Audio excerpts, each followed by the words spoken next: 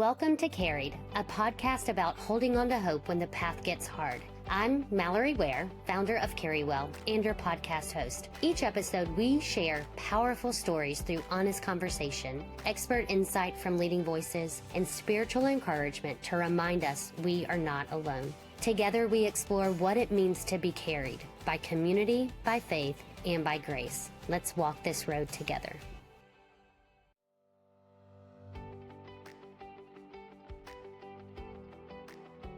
Our guest today is someone whose story intertwines faith, perseverance, calling, and the hope God brings through seasons that feel impossible. We're joined by Katherine Robertson, who many of you may know as a long-term chief counsel to Alabama Attorney General Steve Marshall. Katherine has spent years serving the people of Alabama, first as the U.S. Department of Justice, later as the Senate Judiciary Committee, and now in the Attorney General's office. She is currently running to serve as Alabama's next Attorney General. But behind her remarkable career in public service is a very real and very human story about longing, heartbreak, and God's provisions. In today's conversation, Katherine opens up about her personal journey through infertility while also experiencing the unexpected passing of her father and the demanding responsibilities of her career. She shares honestly about the seasons that felt heavy and confusing. We also spend time discussing her unique vantage point as a legal expert in Alabama, particularly in a year where conversations about IVF access and the future of family building in our state took center stage.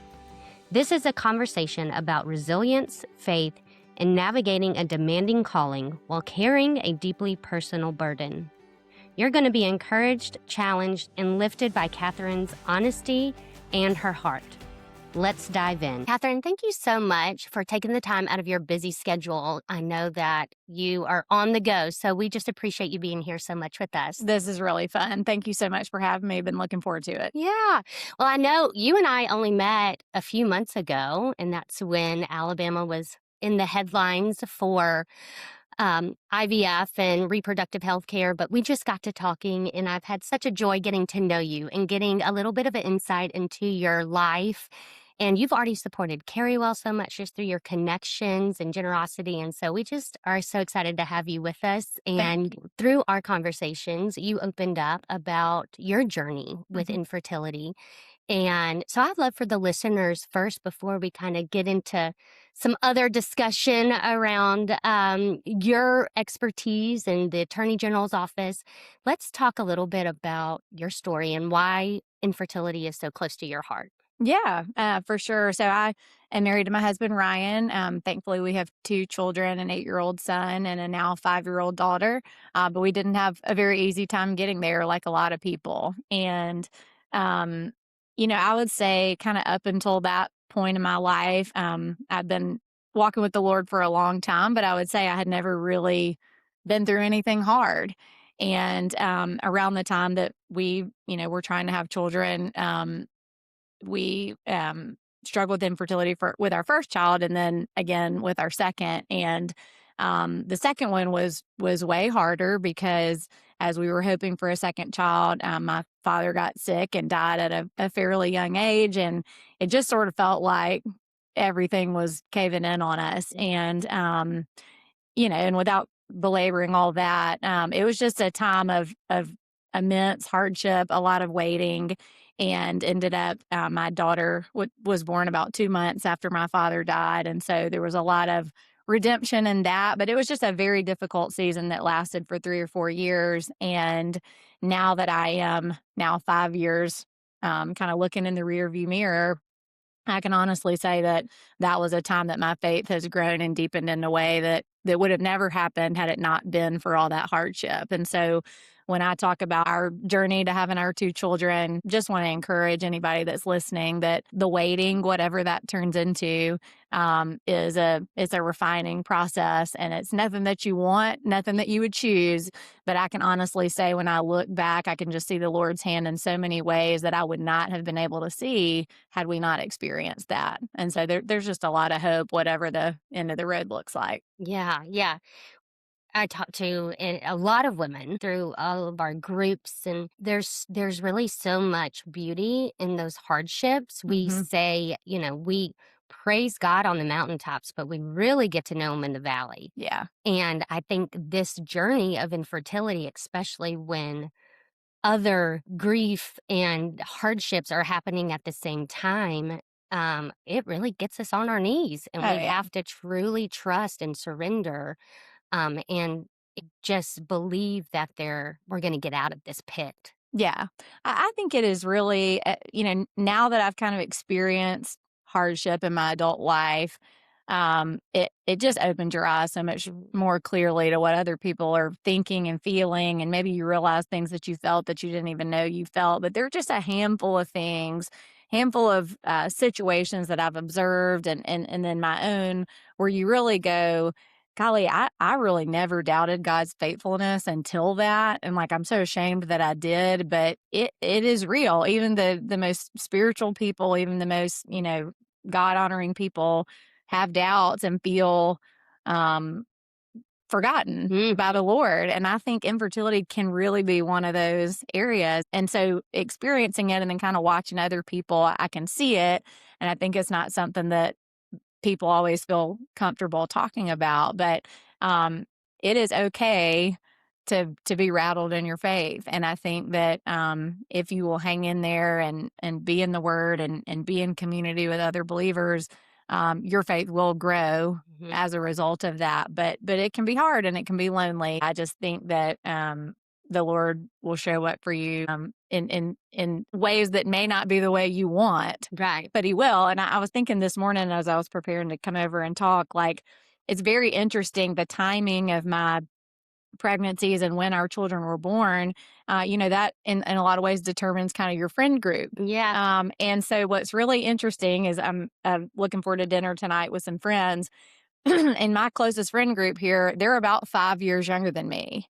And that happened because our children were born around the same time. That was kind of how we developed community. And so I was thinking this morning, I've never really thought about that, but that's just one way that God used our story and our timing, even though it was not my timing, it was not what I wanted. Yeah. But those four girls that I'm going to be having dinner with tonight probably wouldn't be my people had it not been for sort of the age of our kids. And so I can give 1,000 examples of things that Yeah. happen, but it just shows that the Lord's timing is always Yeah. perfect. I love that perspective and understanding that even though that wasn't our timing and our plan, like how God really sets it up. Mm, We hear that so often, like we might not see it or feel it in the moment, but God's working. mhm. And that's such a testament to that because I know I had the same thing when I was trying to get pregnant with my first. I was trying to stay on the same time frame as my friends that lived in Absolutely. Nashville and all these other places, and, like, we're still friends, but they're not in Birmingham, and the group that we ended up getting Yeah, very close with, all of our kids are the same age, right. and it's brought us even closer together, so I love that, and that's, again, one of those things that we have to open our eyes up to that, Mhm. "Hey, this wasn't just happenstance, this wasn't just a coincidence, like, God is setting these things up." And we don't always know either what the timeline is gonna be for us to be able to look back and see His faithfulness. Because Mhm. for me, I felt His faithfulness in the birth of my daughter, but life was still really difficult in the aftermath of my father's death. We were still in the middle of a pandemic. Work was Mm, really difficult at that time, and it still didn't feel like all was right with the world, even though kind of that one category, wasn't right, as joyful as I wanted it to be because of all these other things. And so right. it really took several years for me to be able to look back. And so that's just another thing I always want to share with people is like, the timing on you being able to look back and see the redemption of something hard is not always a short timeline Right. either. And so there can be waiting in that sense too. So true. But it will be redeemed and you will be able to see the way God was working. And sometimes that timeline is just way longer than we would ever want it to be. So true. A good nugget for people to hold on to. Sometimes also when we have worked so hard to bring these children into our arms, and then there's the weight of the world that goes with it. And Hmm. it is hard sometimes to see, okay, I know I wanted this, but help me enjoy it too and be able to see it and God's hand in it. I know you mentioned work and how work was tough and during the pandemic and gosh, what a interesting time that was. But you are in the Attorney General office. Where were you when you were trying to conceive and walking this journey? And what did work look like with that? So that's kind of a wild story. I was wrapping up, I've been at the Attorney General's office for 10 years now, but I was wrapping up a previous job while I was going through infertility treatment. And then, such a strange story, I took the job at the AG's office. I then immediately was called to Washington to work on a special project for 8 or 10 weeks. And while I was up there, realized I was pregnant. In the process of that, Alabama got a new attorney general. And I thought, I'm going to be looking to get rehired at the AG's office, knowing that I'm probably not far from having to take maternity leave. And so, not the way I planned it, but of course, I was so elated. I just figured, well, we'll just see what happens. And so, like any female attorney that realizes they're pregnant and, wants to keep things professional at work, I was so dumb. I didn't tell anybody for about 20 weeks. Nice. And finally, one of my assistants came up to me and she goes, "Everybody knows." And I was like, "Oh, really?" She was like, "It's very obvious." So that was number one. And That's then, funny. so yeah, number two was born, several years into the job. And that was a whole different time because no one had seen me. So I was, going through infertility treatments for the second time while the office was open. And then by the time I found out that that it had been successful, the office was closed, and shut down. And so that was just a strange season too. But I've loved my career at the AG's office. It's been really rewarding. And, some people might think, well, how can you be pursuing children while you're pursuing this? And of course, nobody has the perfect answer to that. But I'm just a big believer in the Lord gives you your skill set, whatever that may be. And, for whatever reason, I have this skill set along with a deep, deep desire to parent my children well. And so it is certainly not perfect and not usually calm. But I think you can have more than one priority at a time. Oh, absolutely. Yeah. And there's not an equal balance, but it's about just making sure that Certainly ebbs and flows. yeah. And I think, any working mom, you need a boss that believes that you're worth, the challenges that come with hiring a mom of young kids. And my boss has certainly been as accommodating to me as he can. I work crazy hours and, Mhm. but then I try to make sure I'm at every school program. And, Yeah. again, very imperfect, but Yeah. if you find the right job that sees your value, then the rest works itself out. Yeah, yeah, that's so good. It's so true. The World Health Organization has come out now and saying there is 1 in 6 people globally experience infertility. So that's a huge Mhm. number. Mm. And I can imagine just with the people I know, the majority of us are working and Yeah. also trying to conceive in the grueling process of infertility treatments and IVF or just the weight of the decisions that have to be made and the Yeah. constant monitoring when you were working and pursuing those treatments. Talk to us about how did you cope with all that with the weight of the job and how the world doesn't really take into consideration what Yeah. we're going Yeah. through. Yeah. That's true.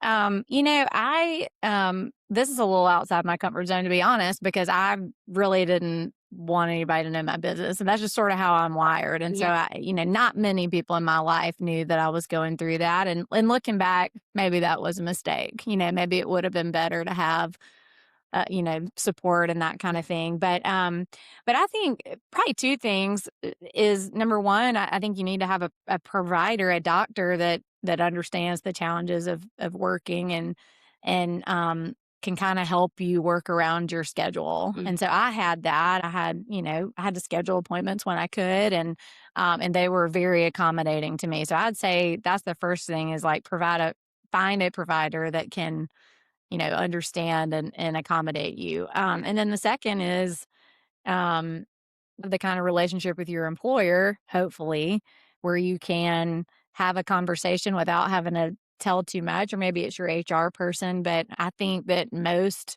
companies will accommodate Mm, you without you having to get too much into your business. If you're in the right job and you're valued, I would like to think that employers would work with you, yeah. and then same with the providers. But as far as the community and the support piece, I think everybody's a little different on what they want to share, but you got to have somebody to talk to. Yeah. You do, Yeah. whether that's your small group, whether that's somebody in your Sunday school class, obviously your spouse, but they're kind of bearing the same burden you are. So Right. you need somebody Exactly. outside of your marriage, I think, to be able to talk to you. And I think when you think about the statistics that you just gave, it's not like there aren't people that can relate. Yeah. They certainly can. Absolutely. And I think even now, people are still a little, whether it's because they are more private or they're just uncertain how people will receive it, Yeah. they do hold it a little closer. And it's okay. Not everybody needs to know your business, right? Yeah. But I do think there's such benefit in finding at least one other person that you can share those feelings and just be able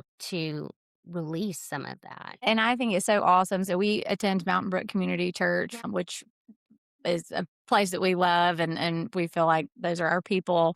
But when we were going through this, the Carry Well partnership had not yet been established, and maybe y'all weren't even an organization yet. But I see now when I see the women's ministry events and it provides that, I just think, wow. I mean, that's something I probably would have taken advantage of had it been at my fingertips. And so I think it's amazing. One thing I really love about our church is it's really intentional about providing people outlets for a variety of things, whether that's single ladies or widows, or, in this case, the infertility support. And I'm sure that there are men things too. I just don't pay as much attention to those. But just recognizing that everybody's going through something, and you may not know exactly what it is, but, there's grief share and all kind of different outlets. And so I love that there's that partnership. I think it's really special. We do too. We've have been so honored to be chosen as a mission partner with Yeah. Mountain Brook Community, and they truly have, just like you said, they're not just saying it; they're bringing awareness to Carry Well. They're bringing awareness Right. to this group of women and men and couples who are struggling, and that's what it's about. Just making sure there's those resources Yeah. available, and not just the resources, but the community that goes with it. I think especially in Christian fellowship, I mean, you should never walk through anything alone. Right. And I think that, your church and providing these other partnerships is just a way of reminding people that that's how you're supposed to do life alongside other people. Hmm. And that, you can see Jesus through those encouraging groups and friends and all that. And I think it's pretty special. We're going to take a short break, the perfect time to share this podcast with someone who needs encouragement on their journey, and also tell you a little about Carry Well, a nonprofit dedicated to supporting women and couples walking through infertility and child loss. Carry Well offers resources including virtual groups providing emotional support and encouragement rooted in God's Word, and financial assistance for fertility treatments. To learn more and join our community, visit carrywell.org. One way that the Lord can speak to us is through other people. 100%. And so opening that up, being a little vulnerable in that, Yeah. and allowing him to have those divine connections. And there's been so many that we have walked alongside that have found best friends Oh, yeah. through the walk, because you get very intimate with one another. I mean, we're talking about some heavy things, sensitive things, but also a lot of hope and encouragement that goes along with it. And look, I mean, I think when you're walking through something hard, whether it's infertility or otherwise, and you don't have that foundation of gospel truth, I don't know how you get through it. Oh, yeah, me. I don't know what you Mm, have to fall back on. And mhm. so what you guys are doing is a huge outreach opportunity too, because I suspect that not everybody that finds Carry Well has that foundation. Right. Y'all are going to be interacting with people who are probably at some of their lowest points. And those may not be people that are mature in their faith or that have faith at all. And you're meeting them in that moment where they're so desperate. And you're not just meeting them with resources and support. You're meeting them with the hope of the gospel, which I think is phenomenal. And lives are going to be changed whether they ultimately are able to have children or not. Yes. Having intersected with your organization could change their lives in a positive way, Mm. even if ultimately they don't get what they're hoping for. And Right. so I think it's super special. And I'm just so grateful that y'all have taken the time to set that up. Well, thank you. Thank you. That means a lot. And that is our hope. We will pray with these women, with these couples, that they will get the desires of their heart, but that's ultimately up to God. That's right. And what we're hoping to do is change their perception of the Hmm. journey, and so Hmm. that they can be transformed, that they can find that hope in Jesus, because that's what we That's right. that's what we have to have. That's And right. that's what we have to have in any hardship that we face, in So every true. trial that comes across our path. And so it's not just for this season, it's a transitional. And ultimately, I mean, even if the Lord does decide to bless you with children, I mean, you and I, as moms, both know you can't put your hope in them either. You Right. know, Right. I mean, what a blessing and what a Yes. great joy, but parenting is hard Mm. and you still need Jesus. Actually, I think more More. when you're trying to raise children. And so I think either way, whatever way the journey takes them, like, you Yeah. know, Amen. I love that. That's so good. Well, let me ask you, you've got such great wisdom, and what would be one thing you would want to leave with the listeners while they're walking through kind of infertility, and whether they're new to it or they're yeah, been in it for a while? What would yeah. be one kind of piece of advice or encouragement you might have for them? It's a book. Oh, And good. I know it's like, there's 1,000 books for I know, everything. but hey. But I read a book um, that shaped my perspective in a huge way, and it is called "Suffering is Never for Nothing." And it is a book that's by Elizabeth Elliot, who you may have heard of. Her husband was a missionary in the jungle, and he was killed by these native people. You know, didn't understand. I mean, Okay. and she had a very difficult life.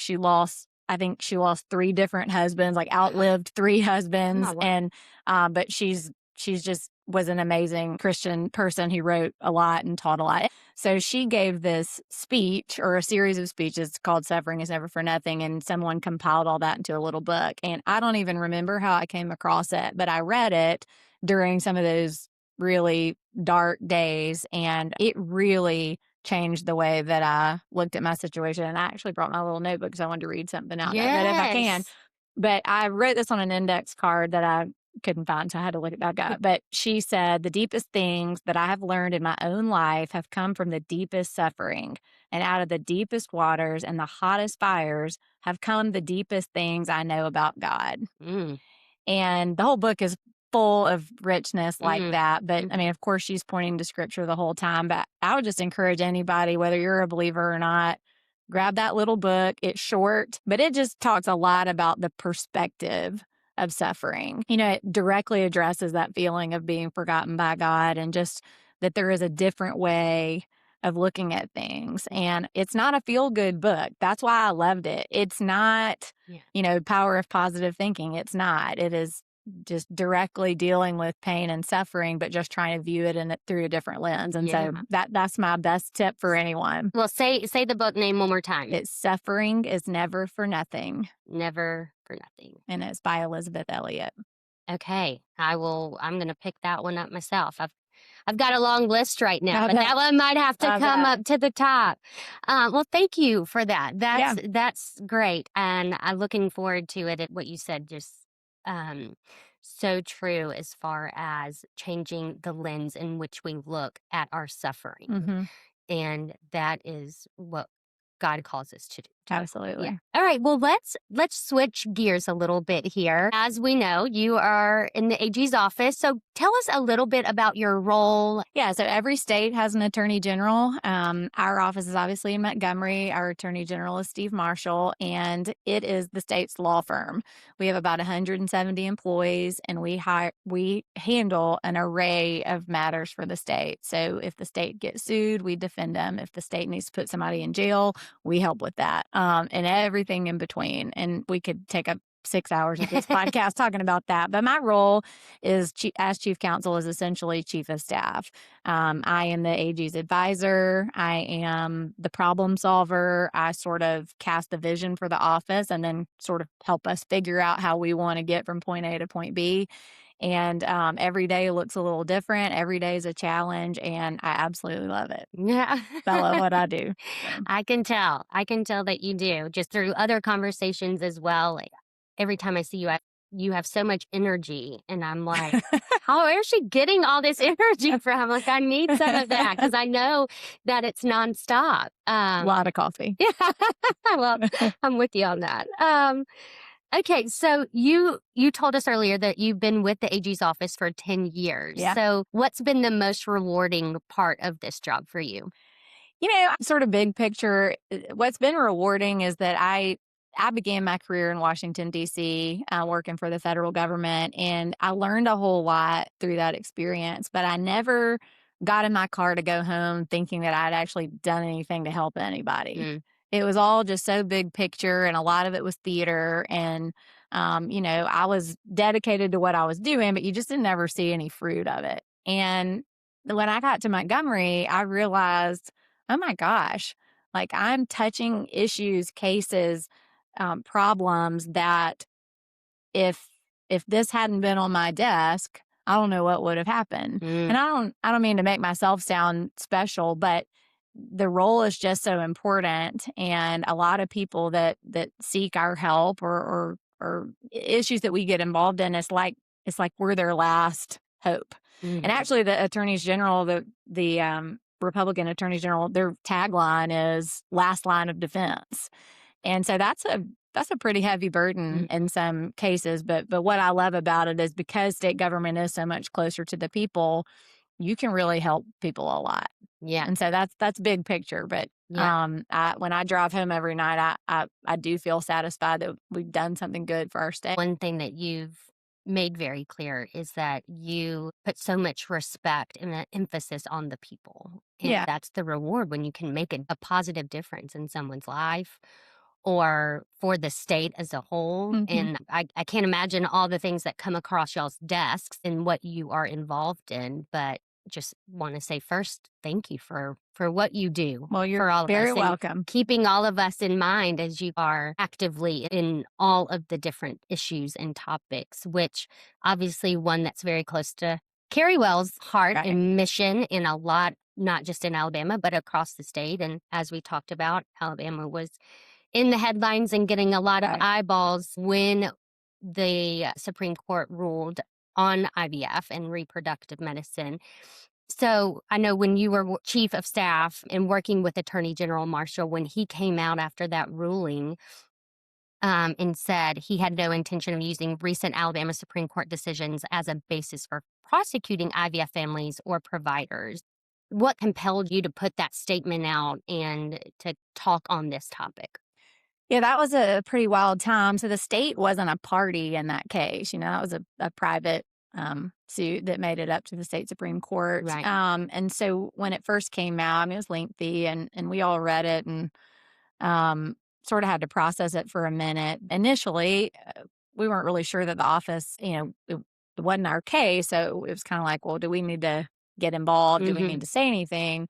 But we were getting lots of media requests, and it seemed like at first other state officials were a little slow to want to engage. But we got one um, based on some actions we had taken in the pro life space. We got one request that was like, well, are you going to use this to use criminal laws to apply this ruling in the criminal space? And I thought, my gosh, this is getting out of hand Yeah. quickly. Yeah. And having the familiarity that I have with infertility treatment and how it all works, I could see sort of where that was all headed or where it could be headed in a negative way. And so I told General Marshall, I said, I think we just need to say something to turn the temperature down and to reassure families and providers that at least as far as it pertains to us, we're not going to allow this to go off the rails. And so we decided to comment, I believe it was to Washington Post, might have been CNN, but I said, let me put it in my name because I think it needs to come from a female. I Mm. just felt like, men unfortunately get kind of boxed in on these issues, and it's not fair because my boss is as supportive of these families as I am, but I just thought it might need to be in a female voice. And so that went viral, but I was glad for the small role we could play and just sort of reassuring people that were a little panicked.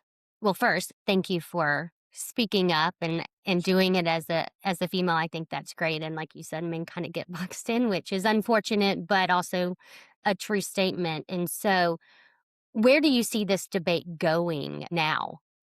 Yeah, I think it's really interesting. I mean, it has sort of forced a lot of people, I mean, around the country to educate themselves on what infertility treatment looks like. There's a lot of different levels of infertility treatment, IVF being the most invasive and I think the hardest on women. But I think it has opened a lot of people's eyes to how many women really do face these challenges. I think as a first thing, which is not bad, it's not a bad thing for people to be more sensitive Mhm. about how many folks out there are struggling.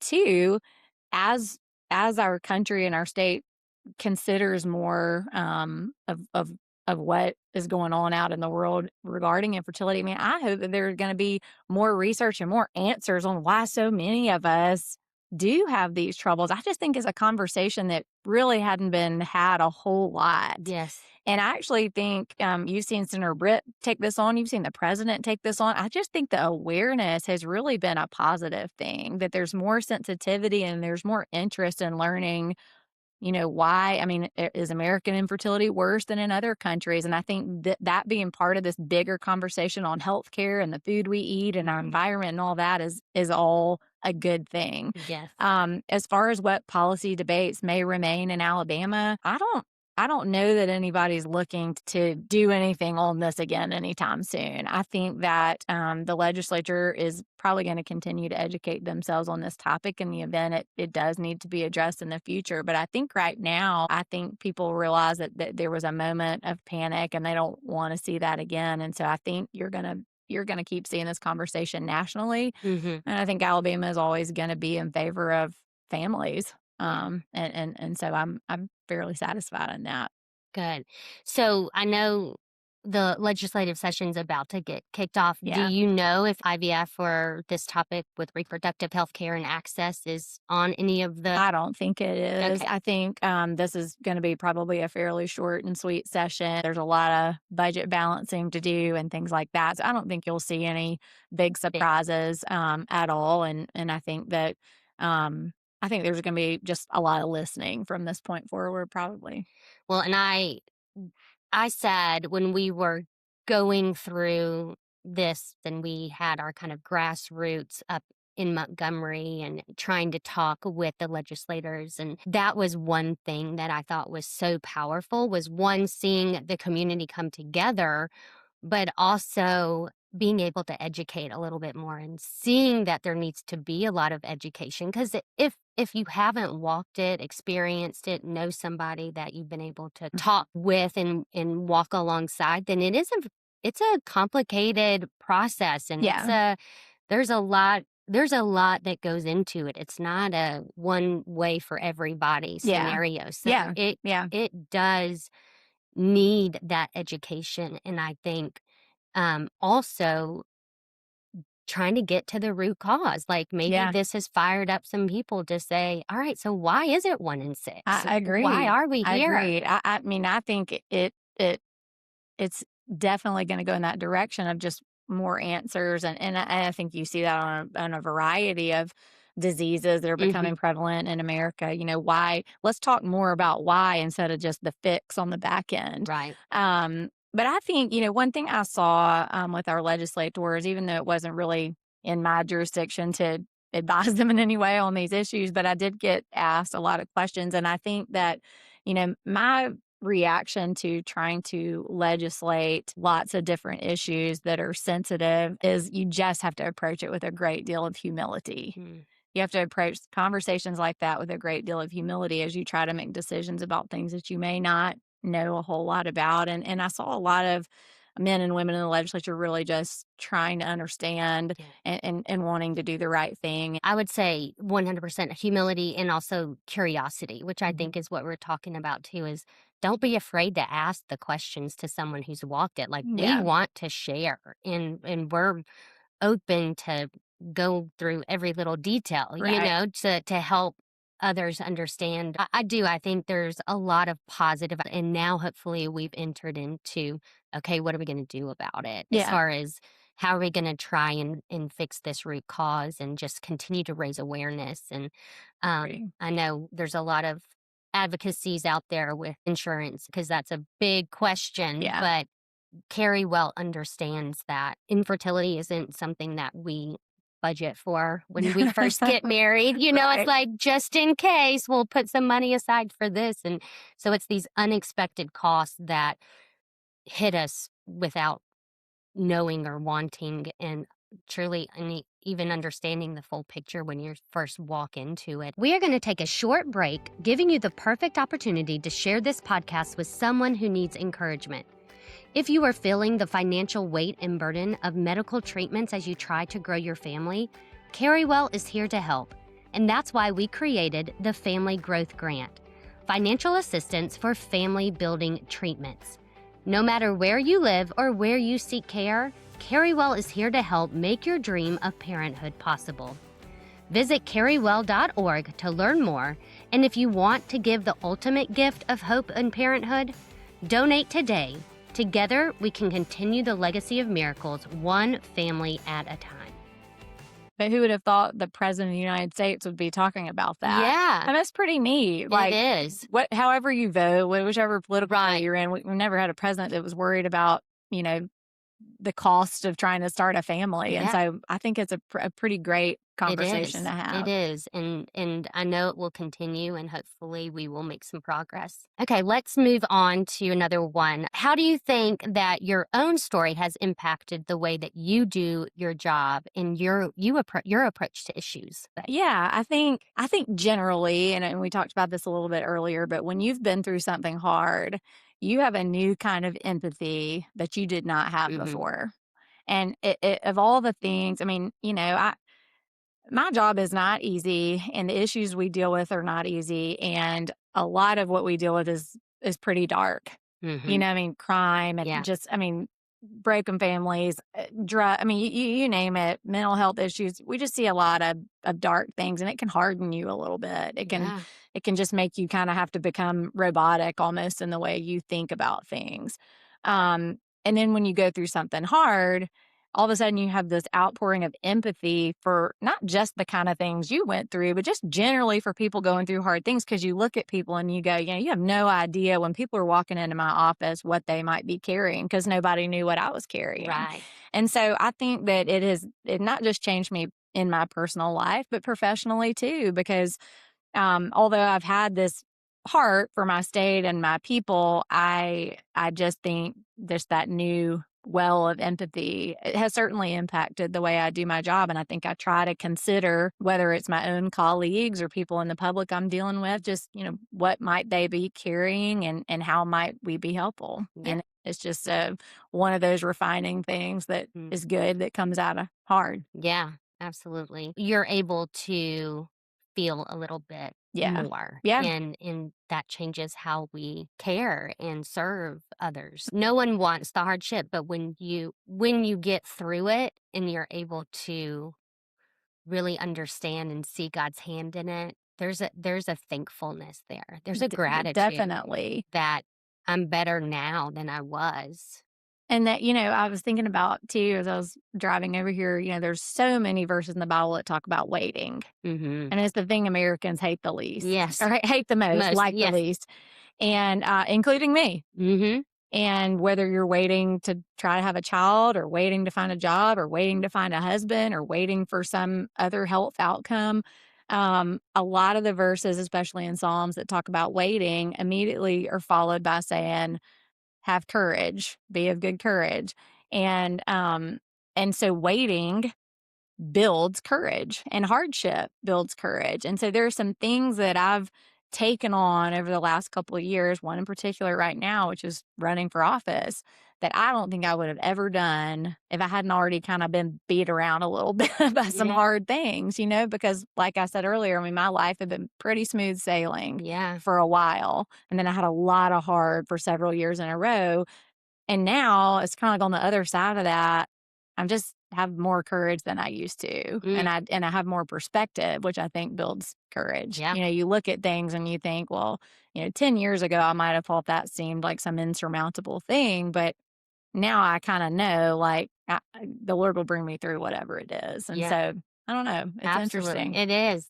I'm not going to be able to, off the top of my head, quote which verse it is, but where, suffering produces perseverance and Absolutely. character and faith. We always say we don't wish infertility on anyone, but I'm so thankful that I walked it Yeah. at the end of the day because it does change. The, It tr- the, transforms you. the truth is, if you really dig deep in scripture, I mean, the Christian life is not promised to be easy. Right. Quite the opposite, Yeah. really. Quite the opposite. So Yeah. if your life's too easy, Yeah. you almost kind of read these verses and think like, what am I doing wrong? Right. Because the truth is, I mean, if you look at some of the greatest Christian theologians and writers and preachers, I mean, they've all suffered Mm-hmm. in some way. Mm-hmm. I mean, goodness knows the disciples did. And like, you don't want it and you want to avoid it, but everybody's going to suffer at some point. And it just goes back to, your perspective on that. Like the Lord redeems the hard Yeah. in a way that is super tangible. So. Absolutely. Those were some amazing nuggets that you gave us. Thank you for sharing not only your personal story and hardships that you've experienced, but the insight and the goodness that you received from God and just being able to carry what you learned into your friendships, into your community, into your workspace, into how you serve. And you're just doing an amazing job. And I'm so grateful that I got to meet you. I know.